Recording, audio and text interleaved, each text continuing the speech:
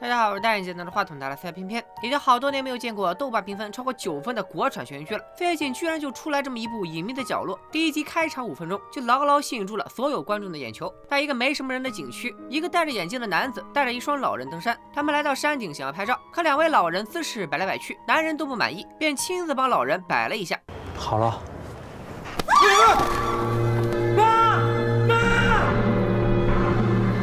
难道说这个男的亲手杀了他的爹妈？到底是什么仇什么怨呢？别着急，咱们后面再揭开这个秘密。故事的主角其实不是这个眼镜男，而是一个品学兼优的3好学生，咱们叫他小白吧。小白父母离异，他被判给了妈妈。白爸组建新家庭以后，基本对母子俩不管不问。白妈在景区工作，经常加班，也对小白疏于照顾。小白是个标准的学霸，不过总是独来独往，在学校里也没什么朋友。这天夜里，小白独自在家看书，突然外面有人敲门。小白开门一看，来人竟然是许久未见的发小小黑，小白曾经最好的朋友。小黑旁边还有个小女孩叫普普，俩人一身泥污，不知道经历了什么。小白把俩人让进屋，把自己要吃的夜宵烧麦端了出来。吃完烧麦，小黑说了一些他们的经历。小黑一直和他爸爸一起生活，几年前黑爸犯了事被抓后，小黑也被送到了福利院。普普是他在福利院认识的，俩人关系很好，但不知道什么原因，小黑和普普逃出了福利院。这俩人估计也没地方可去，小白心一软，便决定让他俩留下来。第2天，小白先醒了，他本想出门去买早饭，忽然想起自己要是走了，家里就只剩下小黑和普普2个人。要是妈妈的首饰被俩人拿走可咋办呢？为了以防万一，小白就把妈妈的首饰藏进了衣柜，还在柜门放了一根头发。一切准备妥当，小白这才出发去买早点。刚买完往回走时，妈妈竟然提前回来了。这要是回家一看多俩人，自己怎么解释呢？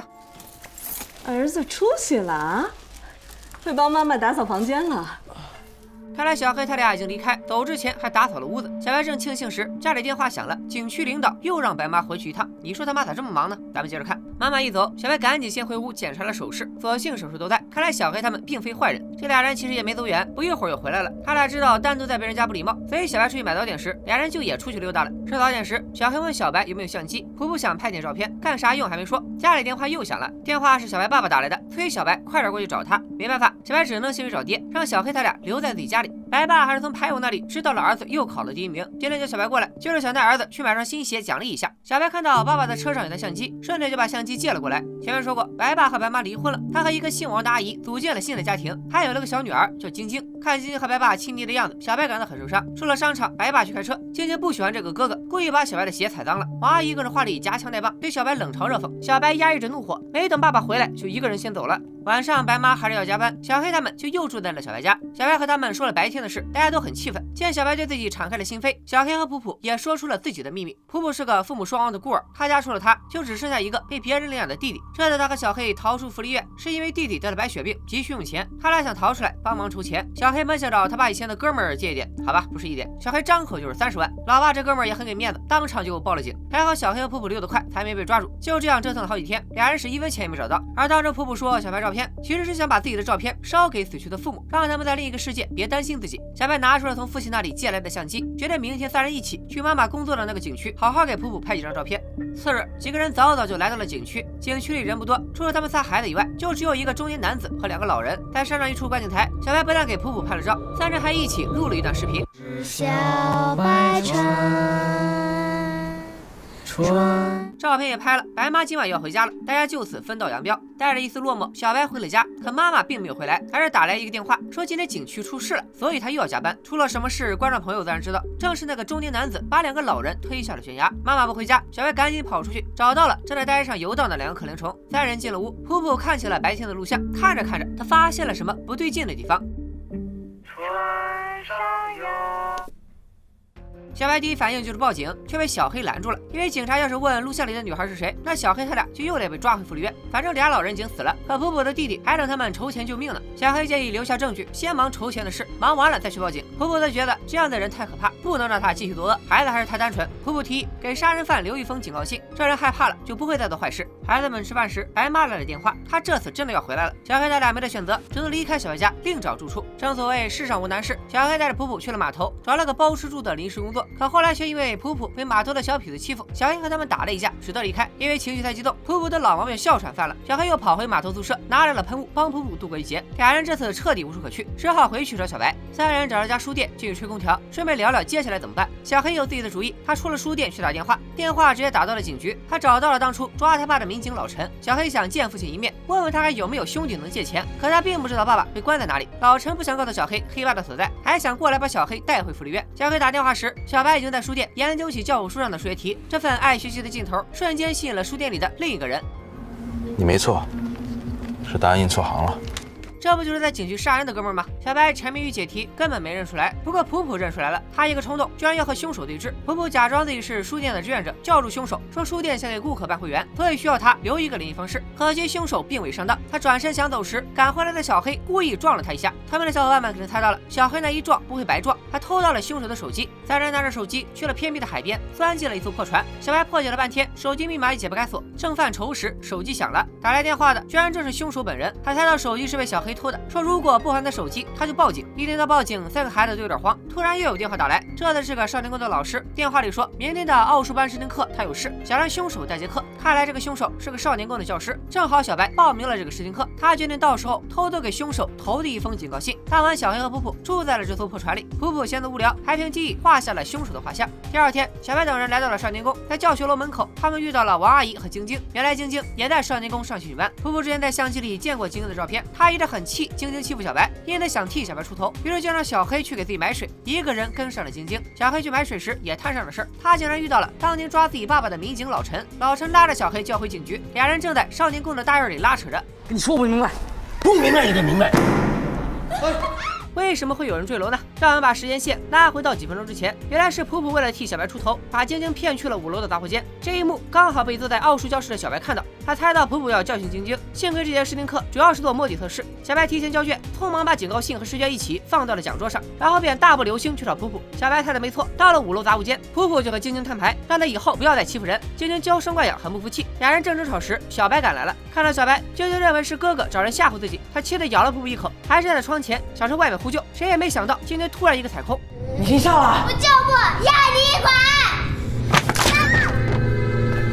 楼下的老陈看到有人坠楼，也顾不上小黑跑了，赶紧呼叫救援。少年宫的孩子们都被疏散出来，小黑等人也混在人群里。三人回到了破船那边，小黑安慰二人说这事儿是个意外，和你俩没关系，干脆去警局说个明白。但这次轮到小白不干了，他和晶晶的关系太特殊，到时候大家肯定会怀疑他。晚上，心乱如麻的小白正想写个日记，整理一下思路，突然流起了鼻血。小白第一次写日记是在第2集的第14分钟，这里也是一个重要的知识点，大家可以留意一下。晚上，白妈带着小白去医院安慰了白爸，王阿姨遭受丧女之痛，濒临崩溃。第2天，白妈上班后，小黑和普普又来小白家里蹭饭，3个小伙伴还开了瓶肥宅快乐水。此时，白妈居然突然带人回来了，小白急忙让小黑他俩躲到阳台，然后飞速收拾凌乱的饭桌。还没收拾完，白妈已经带着警察进了屋。带队的警察是小白班里女同学的父亲叶警官。叶警官问小白最后一次见晶晶是何时，小白说是在那次买鞋的时候。这话让叶警官有些疑惑，他通过学校大门口监控知道晶晶出事的当天，小白就在少年宫，怎么会没见到晶晶呢？小白紧张的满手是汗，他回答说自己那天是去奥数课，没注意到晶晶也在少年宫，而且晶晶出事以后，他不爱看热闹，就直接回家了。问话也差不多结束了。临走前，警察说过几天要采集一下小白的 DNA。看来当初晶晶咬了普普一口，他牙上有了普普的 DNA， 警方正在比对。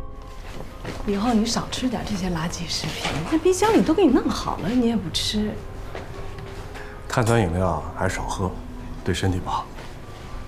这帮人都走后，一身汗的小白才松了口气。小黑和普普重新回了屋，三人根据刚才警方的反应，都觉得他们掌握的证据并不多，找不到普普就比对不了那个 DNA， 问题不大。但为防夜长梦多，小黑和普普还是决定尽早离开这里。正当三人要告别时，又一位意外来客出现了。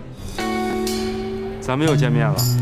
这个杀人犯是如何找到小白他们3个目击者的呢？让我们看看他的故事。杀人犯咱们觉得浩哥，平时看起来温文尔雅，实际上承受着很大的精神压力。浩哥是个外地来的倒插门女婿，混了这么多年，还只是个少年宫的临时工。他的婚姻也因此亮起了红灯。妻子有了外遇，早就对他没有了爱，就连妻子的父母都劝他快点离，别耽误了他们女儿找新对象。其次，他自己的身体也有问题，岁数不大，却早已秃顶，每天戴着假发出门。他的饮水量很惊人，常1口喝1杯。妻子父母来家里做客时，说到亲戚家生孩子，都一脸怅然。可以猜测，浩哥这是腰子出了什么事儿。浩哥媳妇儿也有怪癖，没事就爱游个泳，但他身体好像有毛病，每次游泳前都都得吃个药。在这样的多重压力下，浩哥故意是疯了。有天他故意邀请妻子父母登山，接下来便发生了本剧开头骇人的一幕。浩哥以为自己做的天衣无缝，故作姿态的安排了葬礼，似乎如此一来，妻子就会回心转意。但是小白那风景高兴，让他重新回到了现实。浩哥这人胆大心细，警告信只让他紧张了半分钟，他就发现信封上有一些痕迹，这些痕迹用铅笔一擦，就看出信封曾被压在了奥数课的测验试卷下。浩哥抽出试卷一对比，发现这信是小白留给他的。参加奥数课的孩子都留了家庭住址，所以浩哥就找到了小白。浩哥以为这帮孩子私下给自己写警告信是想勒索自己要钱，小黑就将计就计，在给浩哥看了陆小山现场的视频后，狮子大开口说要30万封口费，这钱正好可以给普普的弟弟做手术。浩哥宣称自己要考虑一下，留下一个通信方式就走了。本来小白不同意这种勒索杀人犯的行为，毕竟既不道德又不合法，而且还充满了危险。但是紧接着到了小白生日这天，白爸忙着安慰王阿姨，白妈忙着和领导开房，只有小黑和普普这两个唯二的好朋友陪自己好好过了一个生日。小白也终于下定决心给浩哥去了电话，就要30万，少1分都不行。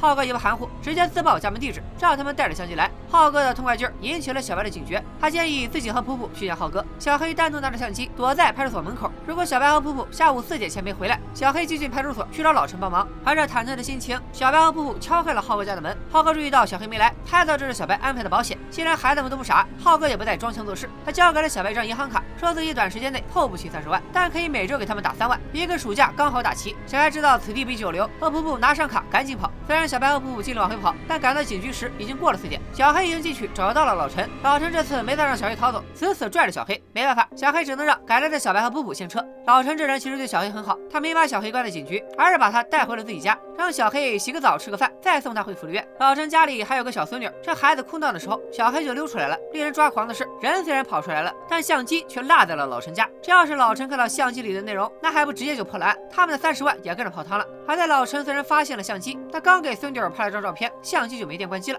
第二天，小白倒垃圾时遇到了王阿姨，她知道女儿出事那天小白也在双电工。王阿姨想问问小白是不是隐瞒了什么，孩子就是孩子。王阿姨一问，小白就蒙圈了。见小白支支吾吾，本来就怀疑小白的王阿姨瞬间爆发：起来，起来，给我起来，走，跟我去公安局。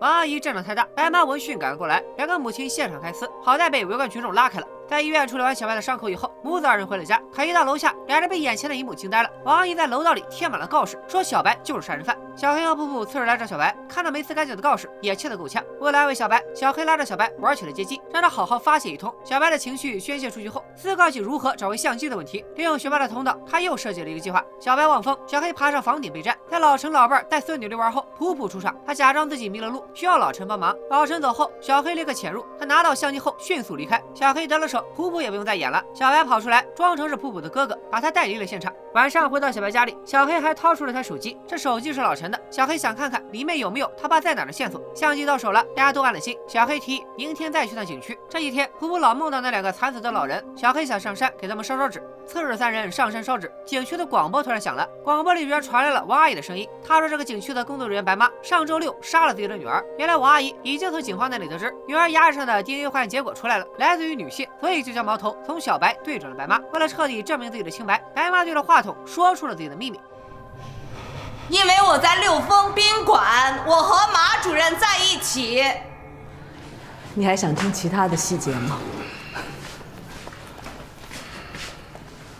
妈，白妈的形象瞬间崩塌，小白根本无法想象母亲会做出这种事。母子俩相顾无言，默默地回了家。家里气氛过于压抑，小白还是更愿意出来和小黑他们聚聚。这天，3人相约银行要查查第2笔3万元打没打过来。结果一查，第2笔钱连影都没有，显然是浩哥在故意拖时间。他这边虽然害死了正在离婚的岳父岳母，但爱没了就是没了。妻子还是准备离婚搬走。妻子的事正让浩哥烦心，那边仨孩子又给他来了电话，问他为什么不打钱了。浩哥早有准备，他只打了3万是有原因的。这3万块钱几个孩子收了，就可以认定是在敲诈勒索，这样他们就不敢拿着相机去报警。后续的钱他也不打了。浩哥这招吓得住小黑，小白却有着自己的见解。周末的时候，小白又去了奥数班，他准备下课后和浩哥聊2句，具体聊了些啥，咱们后面揭晓。在小白上课时，小黑和普普就在外面等他。忽然，小黑身上的手机接到一条短信，说黑爸即将被释放，请准备接收相关资料。这手机是老陈的，那发短信的肯定也是警察。小黑兴奋起来，他爸这是要出狱了。小黑假扮老陈给对方去了电话，让对方把资料送到附近的油条店，他要看看父亲到底被关在哪儿。到了油条店，小黑正准备再打个电话，身后就传来了熟悉的声音。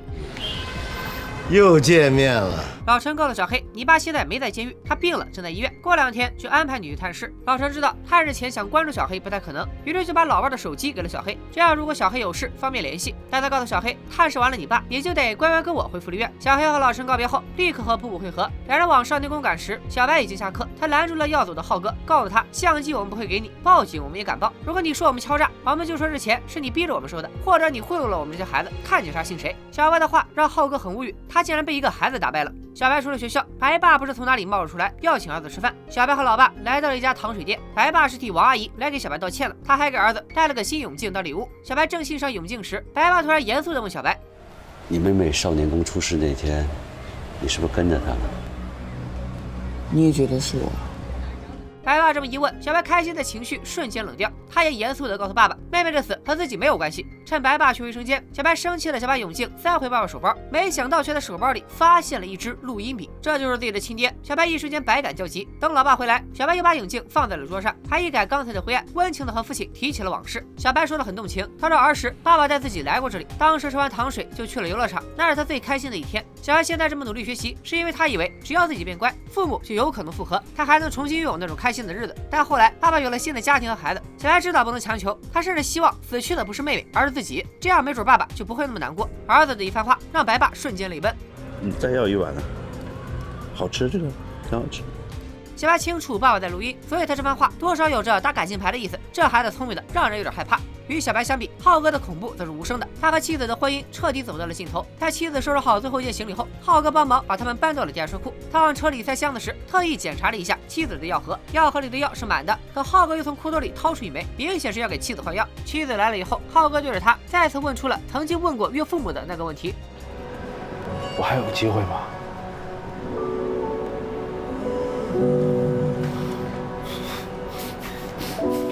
妻子依然没有给浩哥机会。在妻子开车走后，浩哥看着手里的药，露出了诡异的笑容。随后的画面证明，浩哥当初给妻子换的肯定不是什么好药。以上就是《隐秘的角落》前6集的故事，怎么样？大家觉得这部剧能达到9分品质吗？或者你觉得这部剧值多少分？也可以直接刷一波弹幕。这故事我是以小白的视角展开，主要是因为小白身上有很多单亲家庭的阴影，更能引起大家的共鸣。其实不仅是小白，这个剧里的主要角色都有个破碎的家庭。王阿姨失去女儿，小黑父亲入狱，普普父母双亡，浩哥离了婚，就连叶警官看起来也是在单独带孩子。这些角色的处境注定他们在某些时刻会做出异常举动，也注定他们对感情、对朋友、对家人会有极端的珍惜和保护。一旦失去这些，他们很可能就会陷入疯狂。让人感到恐怖的是，这部剧有一个隐藏的诅咒，那就是但凡你要是全家和和美美，最终一定会家破人亡。你看王阿姨一家子多幸福，结果没兴奋2集，女儿坠楼，浩哥媳妇眼看离婚要和情人共结连理，也是直接被浩哥一片人害死。目前剧里还有个家庭健全的角色，就是老陈。如果我说的这个诅咒成立，老陈也危险了，到时候会再动杀心的，大概率会是已经背上3条人命的浩哥。很多人肯定都觉得剧里最可怕的就是浩哥，但实际上这6集故事里，小白的面目也并非完全清澈。比如晶晶之死，剧情里晶晶坠楼后，小白低头向下注视了好久，然后镜头切换到了小白的背影，随后他才回过头来。这段剧情很多网友分析，很可能当时晶晶摔下去时被树枝挂住，小白见死不救，晶晶才摔下去的。但剧里有个镜头可以佐证，那就是后来叶警官勘察现场时，在顶楼窗户外看到了树枝上挂着晶晶的衣服。而且关于晶晶到底怎么死的，小黑听到的都是普普的复述，小白并未对此展开什么回忆，也说明他或许有所隐瞒。在发现父亲给自己录音那次，小白的反应更是超出了一般孩子。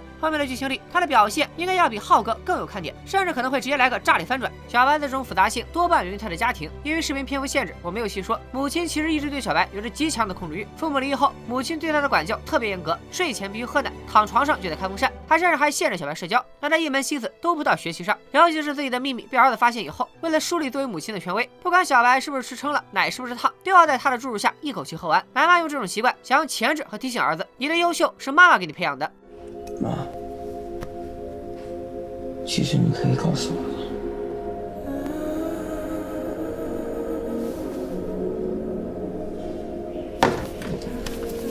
告诉你什么？大人的事你懂什么？说完了母亲都是父亲，第6集的标题叫苍蝇。小白发现爸爸的录音笔时，原片里出现了一只嗡嗡飞的苍蝇。在父子离开糖水店时，那只苍蝇还飘在小白的碗里。这只苍蝇出现的时机，正巧是白爸的阴谋显露时，最后它掉在小白的碗里，是否暗示着小白的内心已经飞进一只代表黑暗的苍蝇？本来亲密的父子关系，也如同这碗甜蜜的糖水，因为一只苍蝇而变质。所以说，有这种父母在，也难怪小白会在压抑的环境中内心逐渐扭曲。与小白相比，浩哥的压抑也好不到哪去。很多人都觉得浩哥在浴室露出秃顶的一幕恐怖大于滑稽，问题的根源就在于这里面有一种反差，浩哥的斯文外表所代表的一切伪装，都在摘下假发的那一刻原形毕露。我看有不少网友都很同情浩哥，说他的黑化都是被家人逼的，而他每次杀人之前都会问一句：“我还有机会吗？”说明他的内心也存在挣扎，一念天使，一念魔鬼。偏偏倒不这么认为，我觉得浩哥那一问不过是一种伪善和自我安慰，因为他在问出这个问题之前，早就已经做好了充分的杀人准备。他已经确定了对方绝对不会给自己一个想要的答案，才会问出这个问题，然后再心安理得的杀人。是不是觉得浩哥这个人很可怕？不过要论可怕，本剧原著更可怕。《隐秘的角落》改编自紫禁城的悬疑推理小说《坏小孩》，原著要比这部剧暗黑100倍。要是完全按照原著的情节拍摄，我估计都过不了审。原著中的角色到底是啥样的，我就不剧透了。感兴趣的可以自己去读一下。咱们还是说回这部剧，剧中其实主要的戏剧冲突就是3个孩子对决一个高智商杀人犯。